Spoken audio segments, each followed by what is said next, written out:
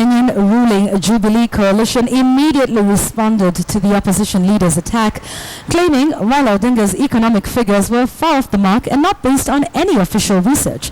The Jubilee team, led by Majority Leader in the National Assembly Aden Duale, claimed Raila's only motive was to paint the country as being in a desperate situation.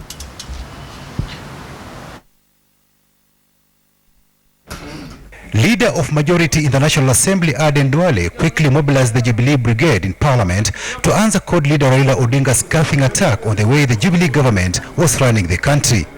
We understand at the Jubilee administration that the desperation of Mr. Odinga and his brigade, because ever since they left government, or they served in the Grand Coalition government, they can't believe their ears and eyes that 13,000 primary schools all over the country have been connected to electricity. They cannot believe and comprehend that 1.7 million Kenyan households have been connected to electricity, enabling over 50% of our population enjoy stable supply of energy. Raila's criticism of the government came against a backdrop of last week's admission by Cabinet Secretary for National Treasury Henry Rotich that the country was witnessing a cash crunch. Duale accused Raila of giving wrong figures to paint a grim and desperate situation for Kenya, yet the Bretton Woods institution's figures show Kenya's economy is blossoming.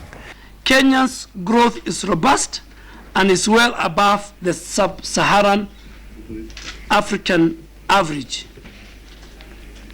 Kenyan inflation rate is at 6%,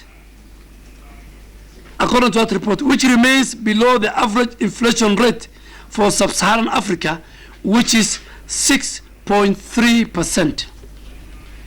We would like Mr. Odinga to quote the source of their imaginary statistics, because we have done ours. Duale says the fall of the shilling has been occasioned by the growth of the United States economy. He added that the national debt remains within sustainable limits. The Japanese yen depreciated by 14.7%, while the euro went by 22.6%. So it's not the Kenyan shilling alone which is depreciating. The Jubilee lawmakers say politicization of economic affairs by their rivals in the opposition is unacceptable. The tragedy is that the fact that CORD is manipulating and misrepresenting transparently available public data to alarm Kenyans for political reasons. Raila Odinga and his brigade, the likes of Kalonzo and Moses Kuria, have a moral obligation to tell us. Moses Wetangula. I'm sorry. Moses Wetangula. And Moses Wetangula. You know, they are here to tell us. They are here to tell us what happened to Okoa, Kenya.